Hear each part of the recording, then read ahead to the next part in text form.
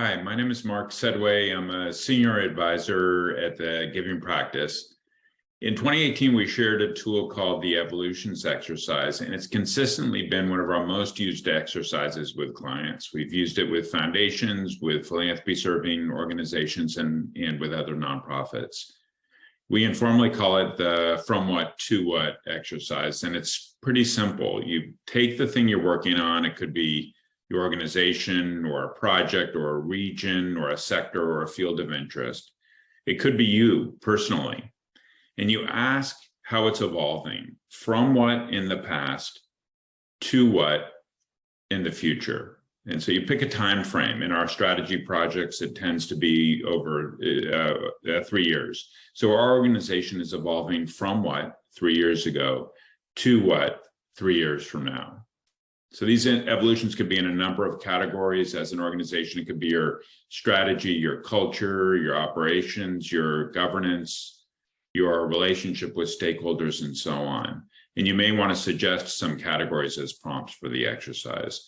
If you're in person, you ask people to write their evolutions and generate a lot on a sticky note, one per note. What, arrow, what? And if you're remote, you can use something like Google Jamboards and write evolutions on those virtual sticky notes. So you ask people to write down a handful of those evolutions, and then you sort them into themes, and you observe and reflect. And by the way, the evolutions don't need to be positive. Sometimes it's evolutions going in the wrong direction that we can learn the most from. So why does this exercise work? We decided to ask that question of a couple of our clients. Here's Kari McCann Boutell, president of the Iowa Council of Foundations. We recently used the evolutions exercise with their board as part of a strategy process.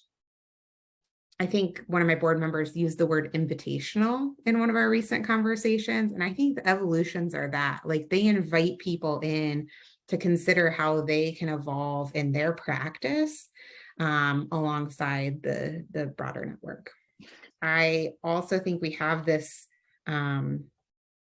tendency when we approach strategic planning of thinking like, oh, we have to write our new plan, and we abandon some of what we've done in the past.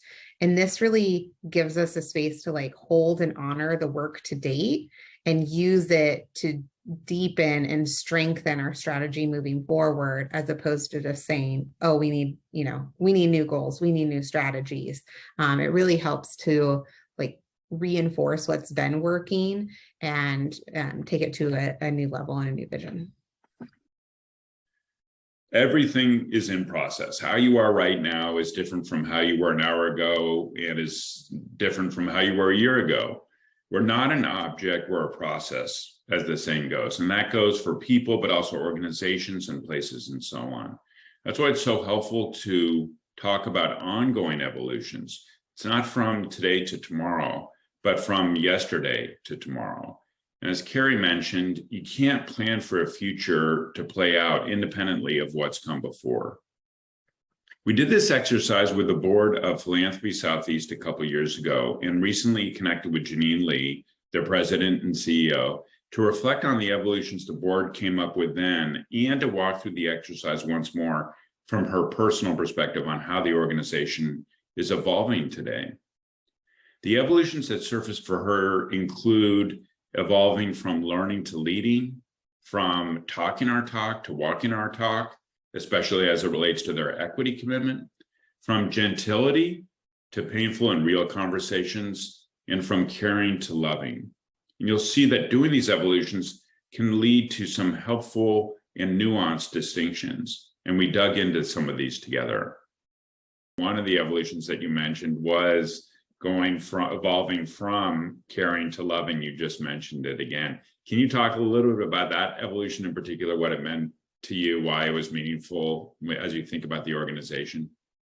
Yeah, because I do feel that at Philanthropy Southeast, that, we're an organization that's 53 years old. And I do feel very strongly that we've always been a caring organization. We care about the people in community. We care about the conditions of the folks in these communities. But from my perspective, when you move from caring to loving, you're making a deeper commitment to the people and communities, the children, the families. You're willing to be a champion for them in a different way, at a different level. You're willing to fight for them in a different way. And you see yourself in a different way in terms of being able to advocate, to fight for policy-related issues, to really be a champion for change. I feel like, it's important to love. And we talk in philanthropy about it being love of humanity. It's not just about caring, it is about loving. One of the other evolutions that you mentioned, which would be great to dig into, is evolving from gentility to painful and real conversations.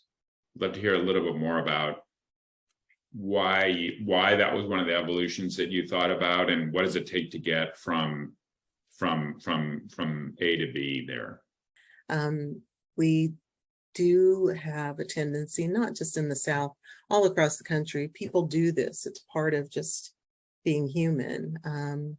We're often very gracious, very thoughtful, very kind, and we try to listen well, even better when we can hear what people are really saying. But it's really once you get to the place of being willing to be more open and transparent and honest and real about your thoughts, your feelings, your concerns, your challenges, because they're there.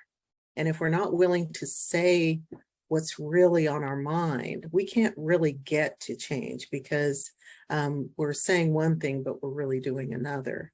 And so I feel like over time, getting to those more painful, difficult, hard conversations is really how we get to transformation.